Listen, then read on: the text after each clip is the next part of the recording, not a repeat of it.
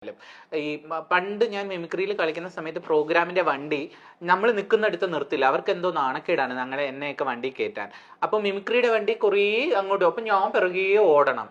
അപ്പോൾ പിറ്റേ ദിവസം ഞാൻ വിചാരിക്കാം ഇവര് അവിടെയല്ലേ നിർത്തുന്നത്, അവിടെ ചെന്ന് നിൽക്കാന്ന് പറഞ്ഞാൽ അവര് വേറെ എവിടെയില്ലെന്ന്. അവരിങ്ങനെ കളിപ്പിക്കും.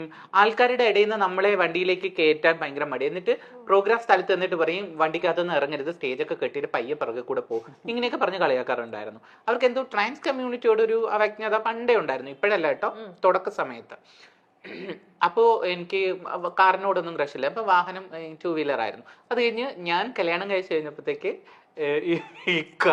ഇക്കക്ക് ഇതൊന്നും ഓട്ടിക്കാൻ അറിയത്തില്ലായിരുന്നു, സൈക്കിള് പോലും ഓട്ടിക്കില്ലായിരുന്നു. എനിക്ക് എന്തോ വിഷമം.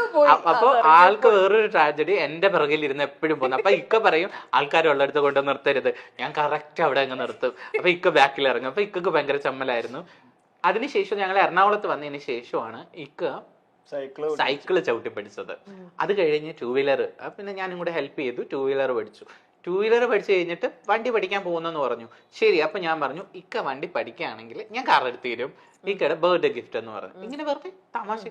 ഒരു ദിവസം KSRTC ബസ്സിൽ ഞാൻ ഇങ്ങനെ പഠിപ്പിക്കാനായിട്ട്, അന്ന് ഞാൻ ഡോറ അക്കാഡമി പഠിപ്പിക്കുന്നുണ്ട്, പഠിപ്പിക്കാനായിട്ട് ഇങ്ങനെ പോകുന്ന സമയത്ത് ഫോൺ ഒരു നേടി ഞാൻ H പാസ്സായി. അയ്യോ എനിക്ക് തലകറക്കം വന്നു, വണ്ടി മേടിച്ചു കൊടുക്കണമല്ലോ.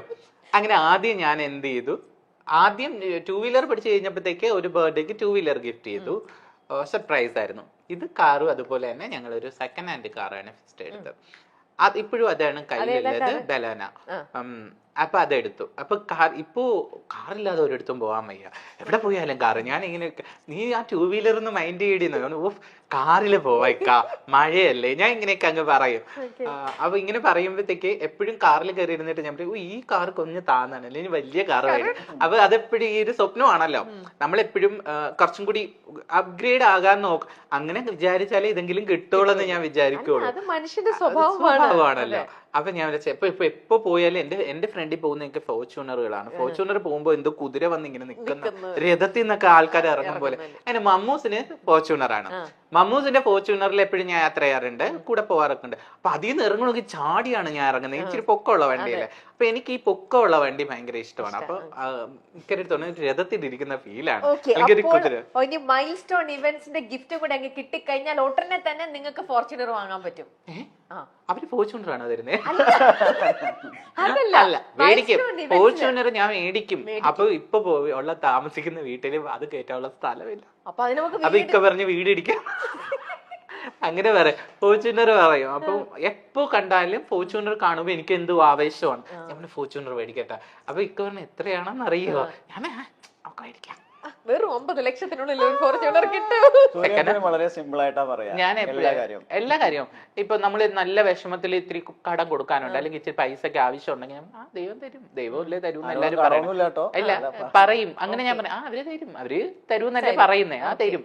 ഇങ്ങനെ ഒരു പോസിറ്റീവ് ചെയ്ത് ഇപ്പൊ ഫോർച്യൂണർ എന്റെ അടുത്ത് പറയുന്ന, ഇപ്പൊ 1 കോടിയുടെ വണ്ടി കണ്ടിട്ട് എന്റെ അടുത്ത് പറയാം അത് 1 കോടി രൂപ അടി എന്ന് പറയാം. 1 കോടിയല്ലല്ലോ. അങ്ങനെ അല്ല, ലൈഫിനെ നമ്മൾ വളരെ ഞാൻ അങ്ങനെയാണ്. നമുക്കെല്ലാം നേടാൻ പറ്റും. പക്ഷെ ആൾക്ക് ഭയങ്കര ടെൻഷൻ. ഇപ്പൊ നിങ്ങൾ നേടിയത് എന്താണെന്നൊന്നും അറിയണ്ടേ, എന്ത് സമ്മാനം കിട്ടുന്നതൊന്നും അറിയണ്ടേ, ഈ കഥകൾ മാത്രം ഇല്ല. എന്തോ ഇവന്റ് നടത്തി തരുമെന്നോ ഇനി അങ്ങനെ പറയൂല. അല്ല, എന്താണെന്നറിയോ, മൈൽ സ്റ്റോൺ ഇവന്റ്സിന്റെ വക മൈൽ സ്റ്റോൺ ഇവന്റ്സ് ചെയ്യാൻ പോകുന്ന ഫസ്റ്റ് ഇവന്റിലെ മണവാട്ടിനെ അണിയിച്ചൊരുക്കുന്നത് ആയിരിക്കും.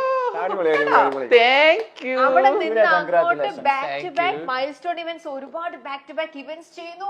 എല്ലാ ഇവന്റിലും എല്ലാരും പറയുന്നു സൂര്യ തന്നെ ഞങ്ങളുടെ മണവാട്ടിനെ ഒരുക്കണം. അങ്ങനെ സൂര്യ പൈസ ഇങ്ങനെ ഒരുപാട് ഉണ്ടാക്കണോ, എന്നിട്ട് പോയി ഫോർച്യൂണർ വാങ്ങുന്നു. ഫോർച്യൂണർ മേടിച്ചില്ലെങ്കിലും ബാർക്ക് കിട്ടിയാൽ മതി.